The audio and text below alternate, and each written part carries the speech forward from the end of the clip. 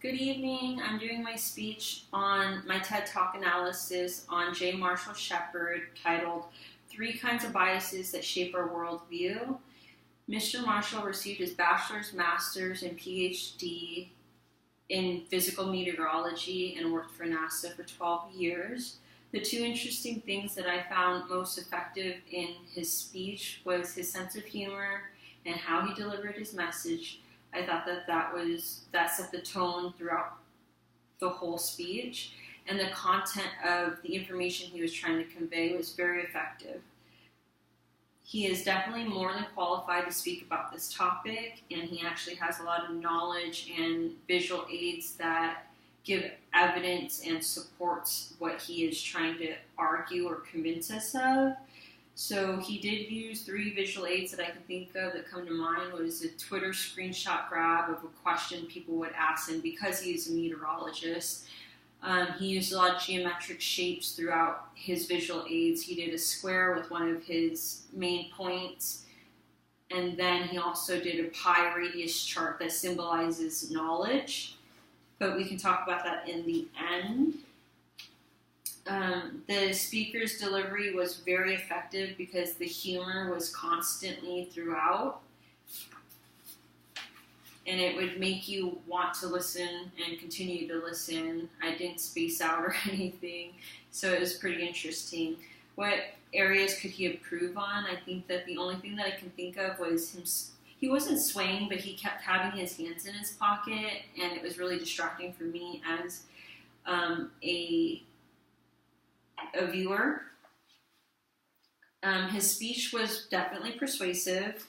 He was able to actually convince me in the end. I was going back and forth throughout his speech on, is this accurate, is this not accurate, but definitely his conclusion that summarized what I was thinking, he definitely won me over, so I definitely am persuaded by his speech.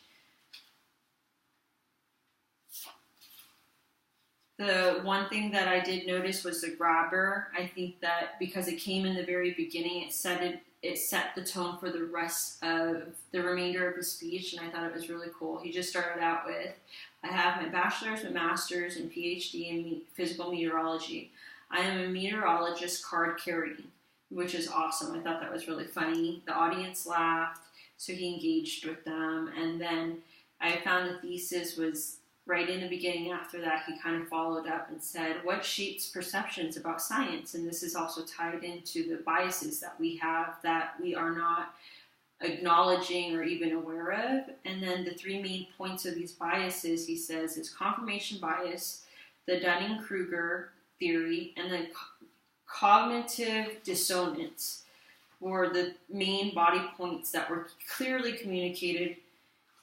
So what he does explain is a confirmation bias is finding evidence to support our existing beliefs. So he shows the first visual aid that we're going to talk about is the Twitter screen grab that he had. It said, I have 20 feet of global warming in my backyard. Why are you guys talking about climate change? Ooh, rude, right? So people are sending him messages like this. And his response in quotation, it's fundamentally scientifically flawed because it shows that people do not understand the difference between weather and climate. He helps to illustrate this by giving examples of how to understand these differences. So he then shows us the screenshot. Weather is your mood. This is the second visual aid, Weather is your mood and climate is your personality. So that's, for us, a better way of perceiving it.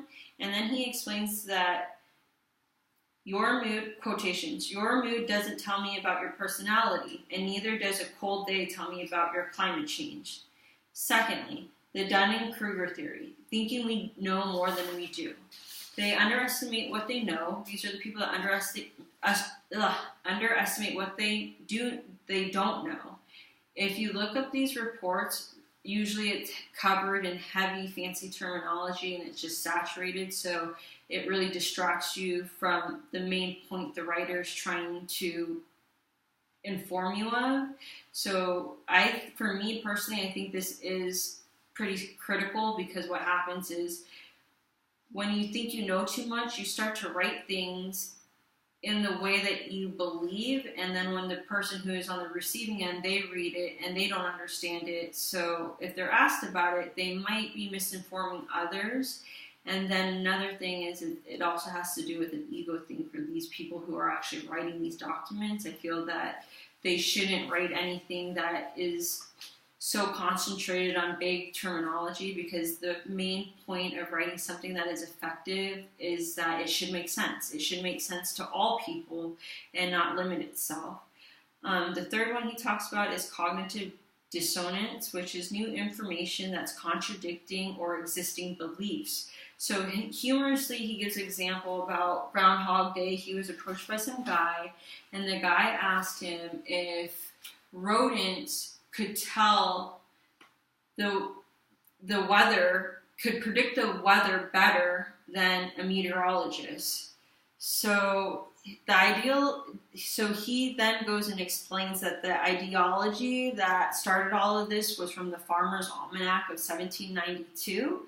As of today, this stands to be only 30% true, whereas weather forecast stands to be about 90% accurate. So another thing about his conclusion is that he does point out, which is really, really concerning, because this happens a lot with social media and the messages that are becoming viral. It gets spun out of control, and sometimes the content isn't even accurate. So he basically tells us that regardless if it's our perceptions, we need to be in charge of questioning what it is that they're showing us. So in conclusion, he gives an example for the last thing that he wants to say is that there was a picture of an old storm being misrepresented as one of the storms that were coming out of the Caribbean, and it went viral even though the image was a few years old, and it did not come from the National Hurricane Society at all. So this started a GoFundMe page. People were donating so much money, and it really caused concern for things that weren't really happening. And people weren't doing their homework. It was just one of these things where, oops, somebody got a message or the thing went viral and there is no evidence to support it. It's just that is their concrete proof. So another thing that I really liked about his visual aid was in his conclusion, he goes back into his intro. He talks about his time at NASA, further reinforcing his qualifications and what it is that he does know. And then he touches back on the main topics of perceptions. And then the three things that he does tell us to keep in mind when we're reading things that might not necessarily be true is to challenge them. So what he does is he does his last visual aid is literally a pie chart, 3.14. It's a circle, and then it has that like dot and then a line over. So in this, he basically says that share the knowledge and only speak about the accuracy of what you learn in sight, not how you perceived it. It helps to make a better future in understanding science. It is critical that we expand our radius of what it is we know. So I actually like this little detail because in the aviation world, meteorologist world, and in school, radius is actually used for weather. So I do appreciate those minor details that he paid attention to, and it actually shows how committed he was or how much effort he put into preparing for this speech.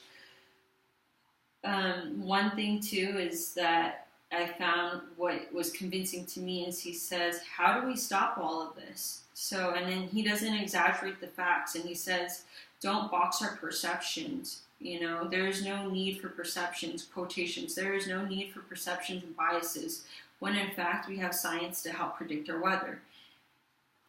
We know we have knowledge, but people still want to contradict the science that is out there. And then in this, he shows the experience he has at NASA and what they have evolved to in a technological standpoint. And I bet you, if you were to see it, which I advise that you do, it's pretty cool. the visuals that he gave us were completely different than the visuals we are seeing on TV now, which is really interesting because if you look at the video he shows, it's literally of Africa and you see the wind gushing, it's pushing left, towards the west, and then you see dirt, actually. Like, that's how close they are to predicting everything, and that's how they're able to predict our 7-day forecast, 14-day forecast, based on these patterns that they see or they follow. And I definitely was not even aware of this technology until he presented it in his speech. So I definitely do think that this was a persuasive speech.